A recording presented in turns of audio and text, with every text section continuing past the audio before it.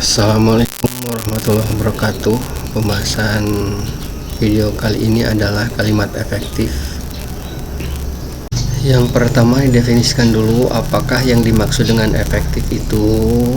Efektif itu didefinisikan sama dengan komunikatif, yaitu dipahami oleh pendengar atau pembaca sesuai dengan maksud pembicara atau penulis. Contoh kalimat yang tidak efektif adalah seperti ini. Misalnya kalimat ini tidak bersubjek. Setelah mengambil uang, dibelanjakannya. Ini kalimat yang tidak ada subjeknya. Ini juga bentuk yang salah. Setelah diambil, ini subjeknya tidak ada, uang itu diambil. Apa yang diambil? Uang itu. Dia belanja. Dia subjek dan belanja predikat. Juga nanti akan dijelaskan tentang kesejajaran atau paralelisme. Nah, di sini setelah mengambil uang itu dia belanja. Di sini juga dia subjeknya tapi dihilangkan karena muncul di sini. Setelah uang itu diambil, dibelanjakannya uang itu atau uang itu dibelanjakannya. Uang itu di sini subjek. Uang itu dibelanjakannya predikat. Uang itu subjek, dibelanjakannya predikat. Setiap hari Sabtu selalu berbelanja. Ini subjeknya tidak ada. Setiap hari Sabtu dia selalu berbelanja. Dalam seminar itu membicarakan pendidikan karakter. Seharusnya seminar itu membicarakan pendidikan karakter, atau dalam seminar itu dibicarakan pendidikan karakter. Dalam seminar itu keterangan, dibicarakan predikat, pendidikan karakter, subjek.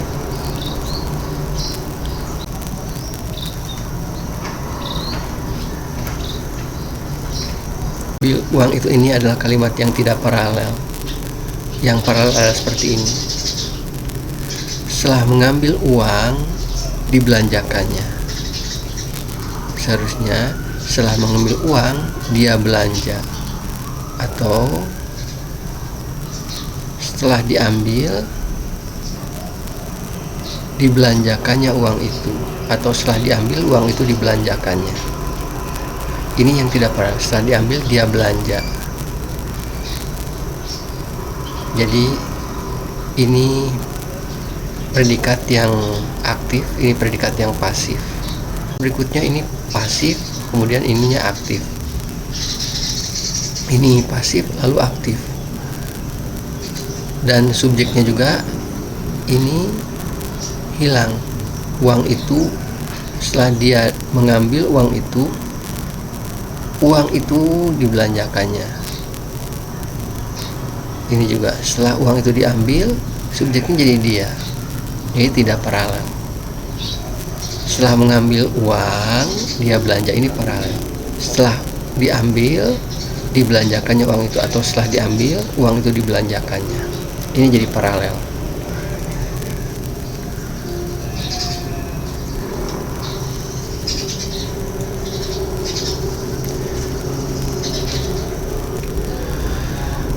Jadi paralelisme itu terkait dengan paralelisme subjek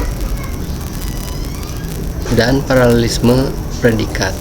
Misalnya subjeknya dia, maka yang berikutnya juga dia. Kemudian paralelisme selain subjek adalah paralelisme predikat. Predikatnya di, maka yang berikutnya juga di.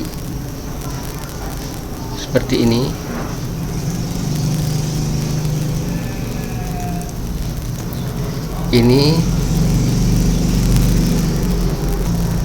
Ini subjeknya dia, dan ini subjeknya dia, dan predikatnya juga ini juga aktif, aktif, sama-sama aktif. Kalau ini di, predikatnya di sini juga di. Sini di, sini di. Lalu subjeknya juga uang itu. Ini juga subjeknya uang itu. Uang itu dibelanjakannya atau dibelanjakannya uang itu. Jadi paralelisme terkait dengan subjek dan predikat. Kemudian yang tidak efektif misalnya tidak hemat, tidak efisien, atau ada duplikasi. Misalnya banyak guru-guru, seharusnya sebagian guru atau guru-guru itu.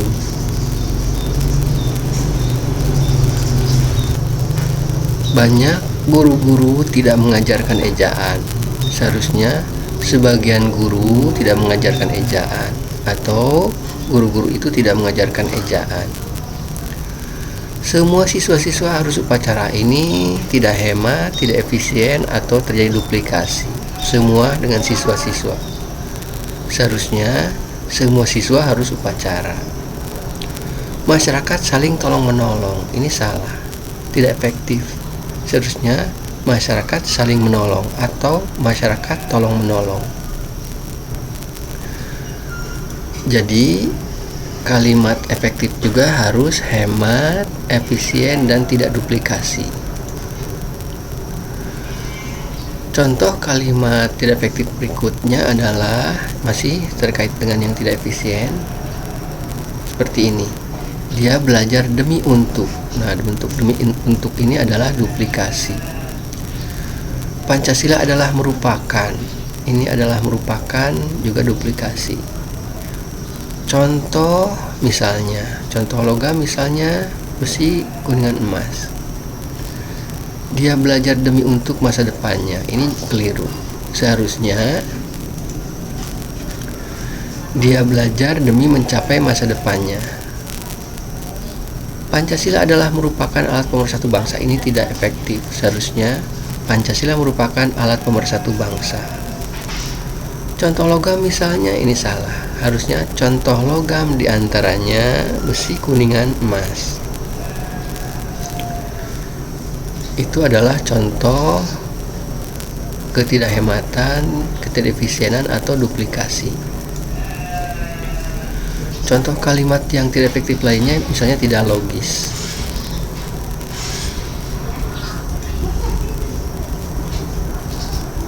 Dan ada kalimat yang juga salah, misalnya waktu dan tempat dipersilakan.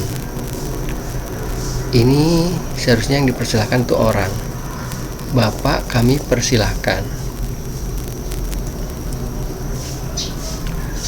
Contoh kalimat yang terlalu panjang, misalnya dia pergi lalu berbelanja, setelah itu dia pulang naik ojek. Ini kalimatnya terlalu panjang. Ada tiga klausa. Dia pergi lalu berbelanja. Yang ketiga, setelah itu dia pulang naik ojek. Ini yang pertama dia pergi, yang kedua berbelanja, yang ketiga dia pulang naik ojek. Kalimat itu bisa dipersingkat seperti ini. Misalnya dia pergi titik, setelah berbelanja dia pulang naik ojek. Ini lebih mudah karena lebih singkat kalimat-kalimatnya.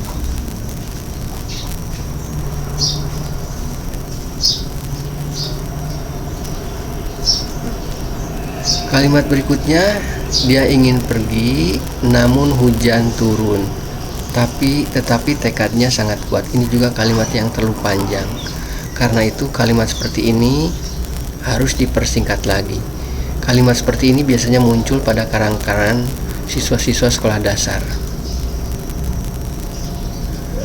Contoh kalimat tidak efektif berikutnya adalah salah penggunaan partikel atau kata depan. Misalnya di sini, menurut Iswara 2020 menyatakan bahwa sebagian siswa bermasalah dalam kompetensi menulis. Menurut Iswara menyatakan ini salah.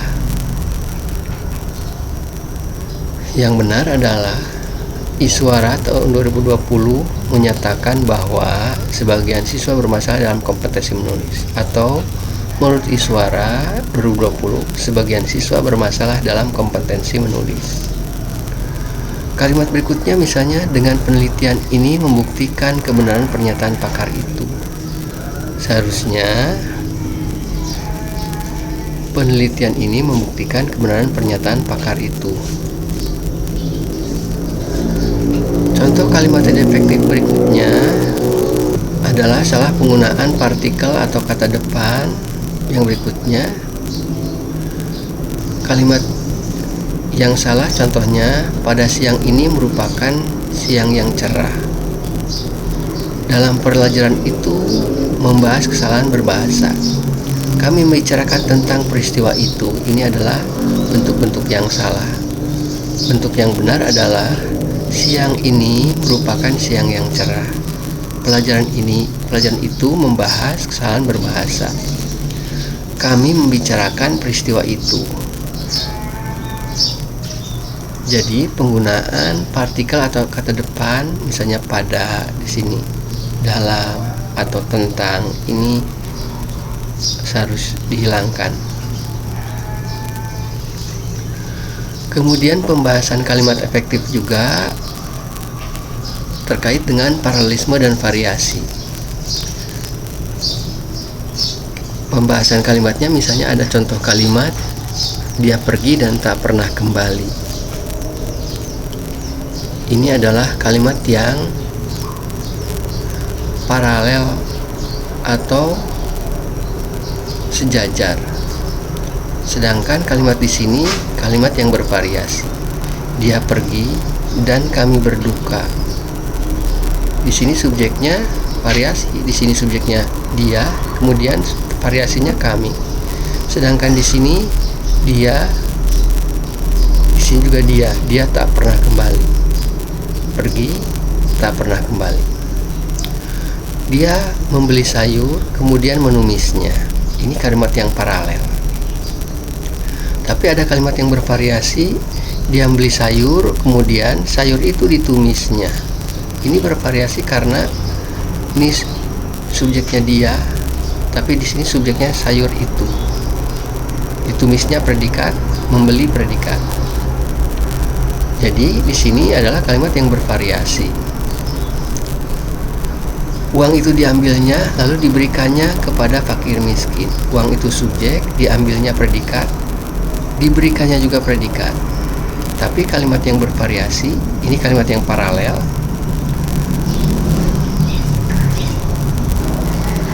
Kalimat yang bervariasi, misalnya uang itu diambilnya lalu dia memberikannya kepada fakir miskin. Uang itu subjek, diambilnya predikat, lalu konjungsi. Dia subjek, memberikannya predikat. Nah, uang itu subjek, di sini dia subjek. Lalu predikatnya diambil predikat pasif, di sini memberikan predikat aktif. Demikian pembahasan tentang kalimat efektif. Pembahasan kalimat efektif ini tentu terkait dengan masalah-masalah yang bisa diperdebatkan atau didiskusikan dan menjadi pelajaran-pelajaran yang disampaikan oleh para ahli, terutama dalam pembelajaran menulis. Terima kasih atas perhatian Anda. Kita akhiri video kali ini. Wassalamualaikum warahmatullahi wabarakatuh.